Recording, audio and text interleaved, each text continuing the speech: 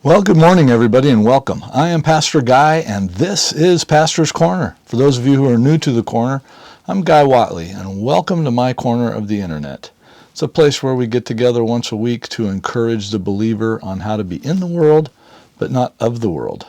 If you like what you hear, please follow us on Facebook, give us likes and thumbs up. I encourage you to subscribe to our YouTube channel.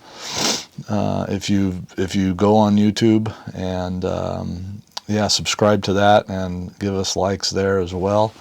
You can also find us Sunday mornings at 10:30 Pacific time, where we get together for our Sunday morning services and we live stream those. So no editing, and well, there's no editing on these either, but we come to you live for that event. Anyway, welcome. We're glad you're here this morning. I wasn't going to do this, but I don't know. I feel compelled to do it. I don't talk this plain, I guess, from the pulpit, but it's election season, and several things have come across the news, whether it's news or made up, who knows, but it's out there. These things are always out there. And one thing that has struck me this election season, and as well as last election, the last couple of presidential elections, has been the reporting on the amount of people who call themselves Christians that have refused to vote because they didn't like either candidate. And for me, it's always been about policy, not the individual. It has always been about choosing judges, not just the Supreme Court, but all of the other judges across the federal bench. All of those things have always come into play in my mindset. But I saw a feed, and it said that upwards of 41 million Christians are not going to vote this election cycle. Now, a couple things come to mind when I saw that. First, I immediately thought, I don't think there's 41 million true believers in America. That's just me. When they say Christians, they're lumping anybody who has any sort of claim or connection to God or Christ as a Christian, and that simply just is not the case, and I'll stand on that hill until the Lord returns. But it still brings up the reality that many people who claim to be people of faith will stay home. And it seems that the way things are being reported, the reason they are going to stay home is because of the candidates or a specific candidate. And the self-righteous hubris that takes to look in the mirror every morning and to then judge someone who's not a believer, who never has claimed to be a believer, that they're unworthy of your support, even if their policies will improve and save the lives of millions of people. That is beyond my even understanding. To me, it's just unconscionable. What do I mean by that? Well, let's just, stab the elephant in the room. The Democrat Party today, I'm not talking about the Democrat Party of the 70s or 50s or 80s. I'm talking about the Democrats today. Their platform, who they are, what they support and represent, is at its base an abomination before our Lord. They are, without a doubt, the party of death. They are full, and I don't care what report you read or who you listen to, the reality is they are for and fully support abortion up through the 9th month.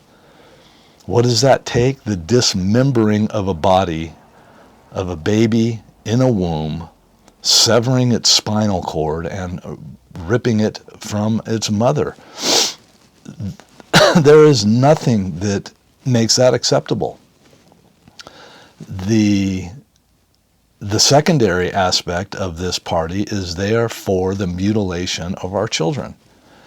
Without a doubt, the current individual who is on the vice presidential ticket for the Democratic Party signed a law and fully believes in the mutilation of children. In fact, if a 12-year-old living in the state of Oregon, which they could get it done here, wants reassignment surgery because he woke up one day and thought he felt more like a girl, so let's just go cut genitals off, they can go to Minnesota and have it done for free. Just come on in. We'll bus you here. It's abhorrent. The third thing, I have 2 daughters. I have a 15-year-old daughter, and tomorrow I will have an 11-year-old daughter. It's her birthday tomorrow. Today, tomorrow. It's tomorrow. Don't get me in trouble.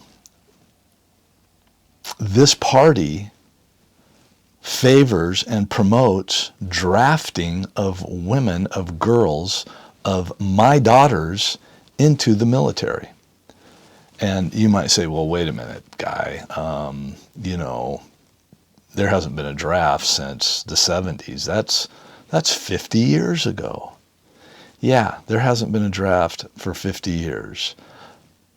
But if they win, one's coming, because they are hell-bent on war.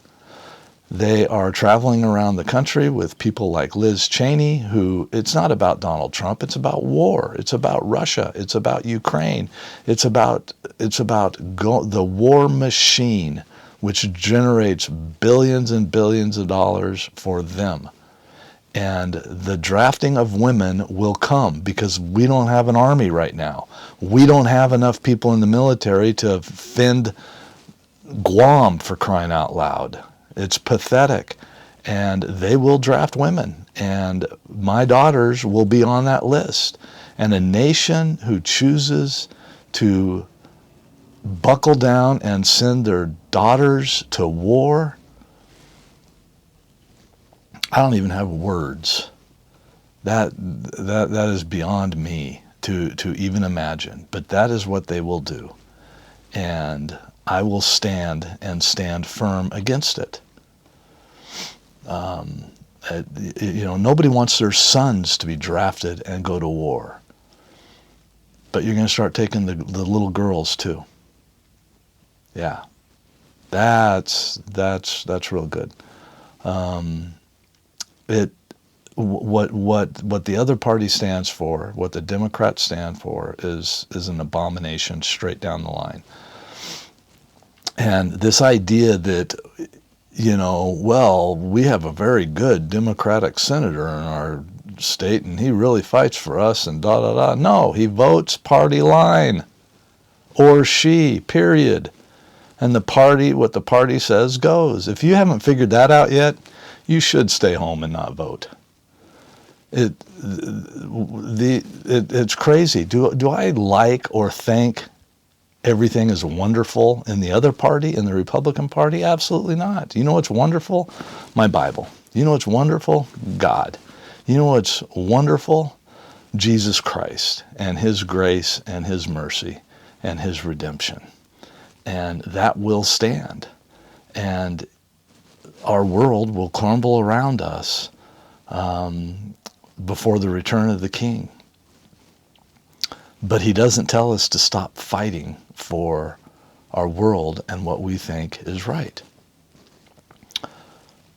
That's a reality. That is what we are up against. And you know, if for those of you out there who can't pull the lever for Trump because you believe he's a misogynist, or you know, he's just crude and he calls people names and whatever it is that you don't like about him, name me one United States president in your lifetime, my lifetime, or my mother's lifetime that has been morally perfect, morally good. Name one. I'll wait. Exactly. There isn't one. None of them are. They're fallible, fallen men. Some worse than others. Some we just know about. And it wasn't, and it, you know, I mean, was hidden from us. I mean, good grief, look at Kennedy.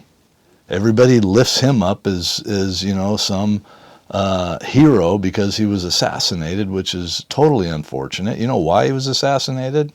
Because the Democrats cheated in the election in Chicago and Nixon wouldn't fight it. Kennedy won. Didn't work out well for him, but he was a womanizer of womanizers. No different than Bill Clinton. Everybody wants to vote for him. So I don't buy that.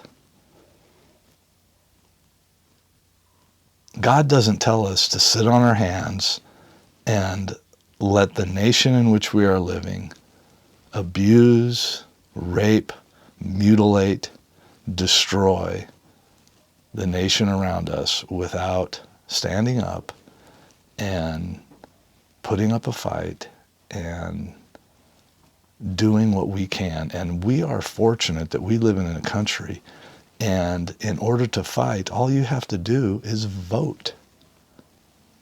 Now, I'll be the first to admit, we don't count the votes. And so that can seem hopeless at times. I live in Oregon, for crying out loud. You think my presidential vote matters? But it's one voice that's going to be there when in the end they're going to say who won the popular vote. When our nation is set up, that doesn't matter, but that will be the debate and the argument, won't it? And so even in a deep blue state like Oregon, I will vote because I am voting against more than I'm voting for. I'm voting against what the other party stands for. I'm not putting a moral stamp on anybody.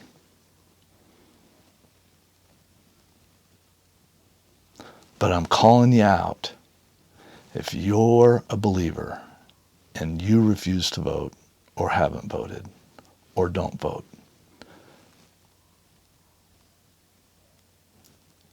you can't complain. And you get what you voted for, which is nothing. And I pray that you don't have daughters that within the next decade will be drafted and sent off to war. Because that is the next step. It won't be their daughters. It'll be our daughters. I'm Pastor Guy, and this has been Pastor's Corner. By the time you see me again on Wednesday, the voting will be over. You be blessed.